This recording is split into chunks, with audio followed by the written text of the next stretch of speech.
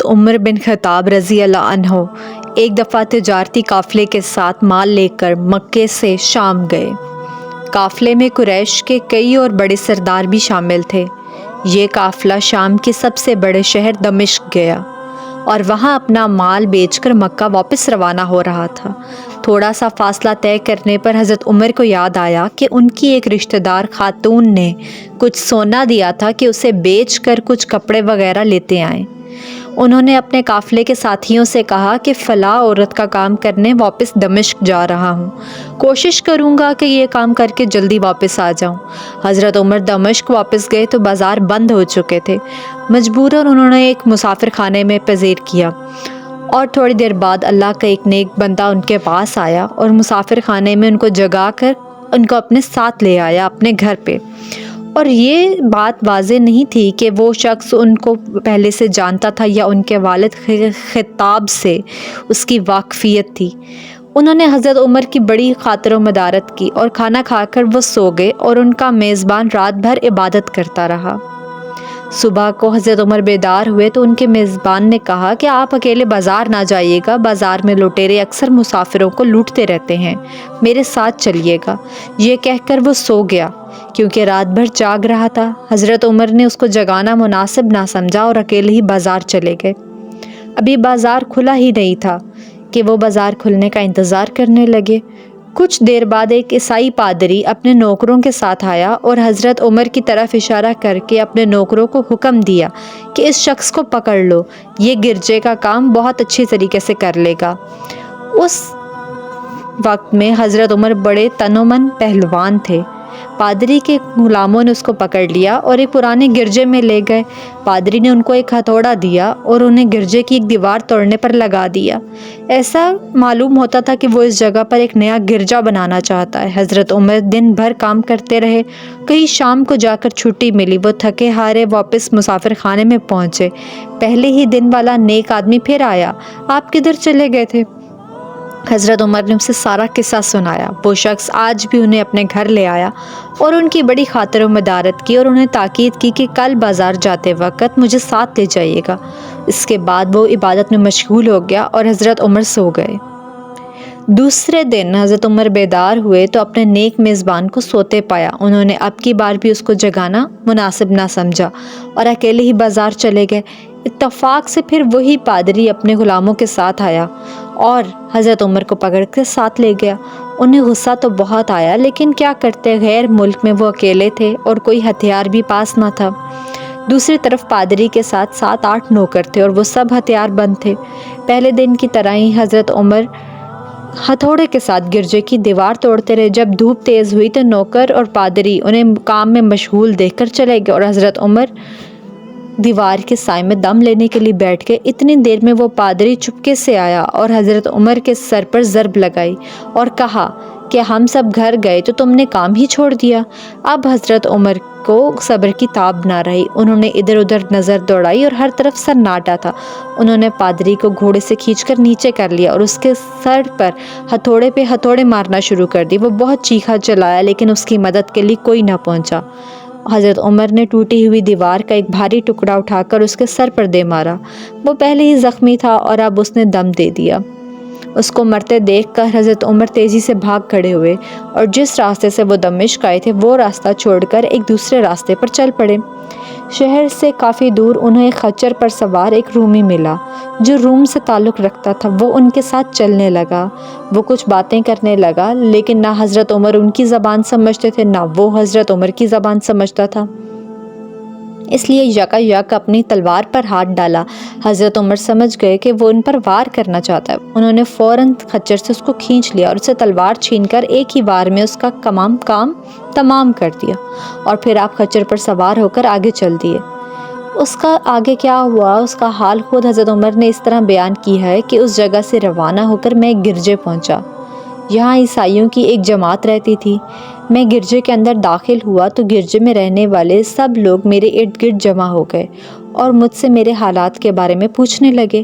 پھر وہ اپنے پادری کے پاس مجھے لے گئے۔ پادری مجھے نہایت غور سے دیکھنے لگا اور اس کے بعد کہنے لگا کہ ایسا معلوم ہوتا ہے کہ تمہیں کسی چیز کا خوف ہے۔ میں نے کہا کہ تمہیں کیسے اندازہ لگا لی کہ مجھے کسی چیز کا خوف ہے؟ اس نے میرے سوال کو ٹال دیا اور کہا کہ آپ جب تک چاہے یہاں ٹھہریں، آپ کو یہاں کسی قسم کا کوئی خطرہ نہیں، آپ ہماری حفاظت میں ہیں۔ پھر اس پادری نے مجھے اپنے گھر میں مہمان کی طرح رکھا اور نہایت خاطر و مدارت کی، اور پھر پوچھا کہ آپ کون ہیں؟ میں نے اسے بتایا کہ میں مکے کا رہنے والا ہوں اور قبیلہ قریش سے تعلق رکھتا ہوں۔ تجارتی قافلے کے ساتھ شام آیا تھا۔ تجارت کا مال بیچنے کے بعد جب ایک ضروری کام سے مجھے اپنے قافلے سے جدا ہو کر دمشق آنا پڑا۔ اب میں اپنے وطن واپس جا رہا ہوں اور راستہ بھٹک چکا ہوں اور یہاں آ نکلا ہوں۔ پادری مجھے غور سے دیکھتا رہا اور بار بار طرح طرح کے سوال کرتا رہا۔ میں نے ان کے ہاں نہایت ہی آرام سے رات بسر کی۔ صبح کو آپ نے پوچھا کہ آپ کا ارادہ یہاں ٹھہرنے کا ہے یا آگے جانے کا ہے؟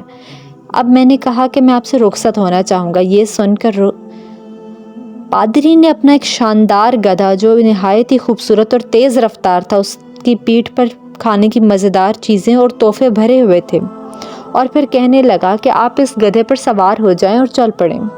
راستے میں آپ کا گزر کسی عیسائی کے مکان کے پاس سے ہوگا تو وہ آپ کو اس گدھے پر سوار دیکھ کر آپ کی بے حد تعظیم کرے گا اور آپ کی خاطر و مدارت میں کوئی کسر نہیں چھوڑے گا۔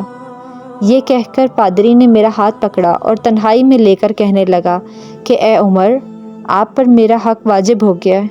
میں نے کہا بے شک۔ اس نے کہا آپ کا تعلق ایک معزز قوم سے ہے، میری آپ سے غرض ہے۔ میں نے کہا کہ آپ بیان کر لیں، لیکن حیرت کی بات ہے کہ آپ جیسا بڑا آدمی مجھ جیسے پریشان حال مسافر سے کوئی غرض رکھتا ہو۔ اس نے بڑے یقین بڑے لہجے میں کہا کہ سنیں، میں ایک ایسا آدمی ہوں جسے اللہ نے آسمانی کتابوں کا علم عطا کیا ہے۔ میں نے آپ کی ذات میں بہت ساری ایسی نشانیاں دیکھی ہیں جو یہ ظاہر کرتی ہیں کہ جب ایک مقرر مدت پوری ہو جائے گی تو حالات میں زبردست تبدیلی آئے گی۔ اس وقت آپ ہمارے ملک کے حاکم بن جائیں گے اور یہاں کے سب شہروں میں آپ کا ہی حکم چلے گا۔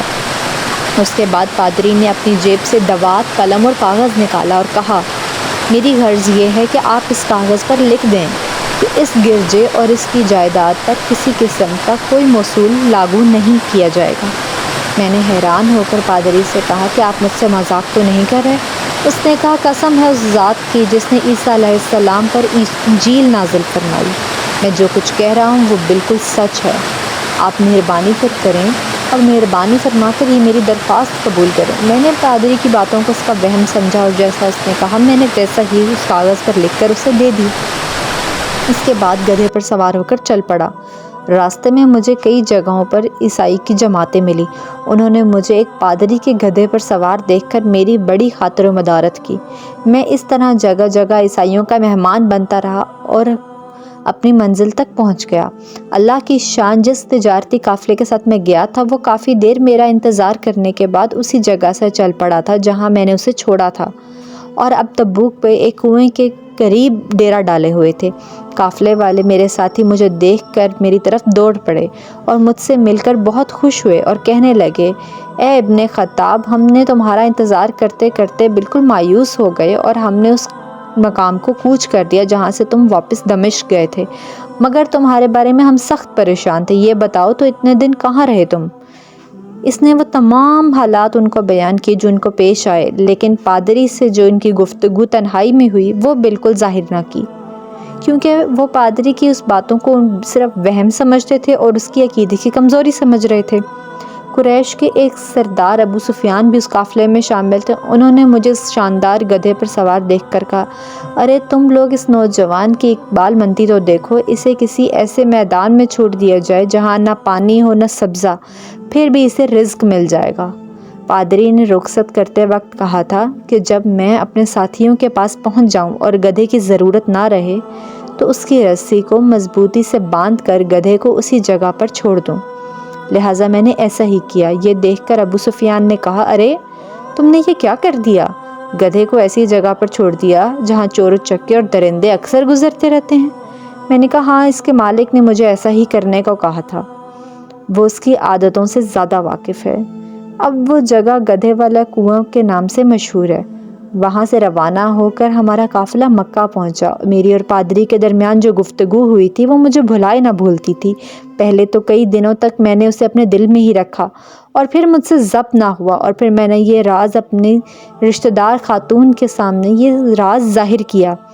وہ بہت عقل مند خاتون تھی۔ اس نے کہا، اے ابن خطاب، میں تمہارے بچپن سے ہی تمہارے اندر اچھی نشانیاں دیکھ رہی ہوں۔ جب تم بہت چھوٹے بچے تھے تو میں نے ایک دفعہ خواب میں دیکھا کہ تم لمبے ہوتے جا رہے ہو اور تمہارا قد اتنا لمبا ہو گیا ہے کہ اس نے آسمان کو چھو لیا ہے۔ یہ دیکھ کر میں نے خواب میں کہا، ارے یہ میرے بچے کی کیا حالت ہو گئی ہے۔ کسی نے کہا کہ یہ لڑکا دنیا اور آخرت میں بھلائی پانے والا بنے گا۔ جاہلیت کے زمانے میں اس قسم کی باتوں کا مطلب میری سمجھ میں نہیں آتا تھا۔ مکے میں ایک شخص اہل کتاب یعنی یہود و نصارہ میں سے تھا جو بہت گمنام تھا۔ عام لوگ تو اس سے واقف بھی نہ تھے، لیکن قریش کے کچھ سردار اسے پہچانتے تھے اور اس کی بہت عزت کرتے تھے۔ ایک دن دوپہر کے وقت میں اس کے ہاں گیا اور اس سے کہا کہ میں آپ سے چند باتیں کرنا چاہتا ہوں اور چاہتا ہوں کہ آپ ان کو اپنے دل میں راز بنا کر رکھیں اور کسی کے سامنے ظاہر نہ کریں۔ اس نے ایسا کرنے کا وعدہ کیا تو میں نے اس کو اپنے سفر کے تمام واقعات اس کے سامنے بیان کر دیے اور اپنے رشتہ دار خاتون کا خواب کا ذکر بھی کیا۔ جب میں اپنی گفتگو ختم کر چکا تو اس نے کہا، اے ابن خطاب، جس کو تم نے موصول کی معافی کا وعدہ لکھ کر دیا ہے وہ اس زمانے میں عیسائیوں کا سب سے بڑا عالم ہے۔ جو کچھ اس نے کہا ہے وہ سب سچ ہے اور جلد ہی وہ سب سچ تمہارے سامنے آ جائے گا۔ جہاں تک تمہاری رشتہ دار خاتون کے خواب کا تعلق ہے تو اس سے یہ ظاہر ہوتا ہے کہ مکے میں ایک بہت بڑا انقلاب آئے گا۔ زمانہ ایک نئی صورت اختیار کرے گا اور آنے والے زمانے کے ساتھ زمین اور آسمان بھی اس زمانے کے بدل جائیں گے۔ میں وہاں سے گھر چلا آئی اور اس کی ساری باتیں اپنے دل میں لیے رہا۔ تھوڑے ہی عرصے بعد قریش کی مجلسوں میں آپ صلی اللہ علیہ وآلہ وسلم کا ذکر ہونے لگا۔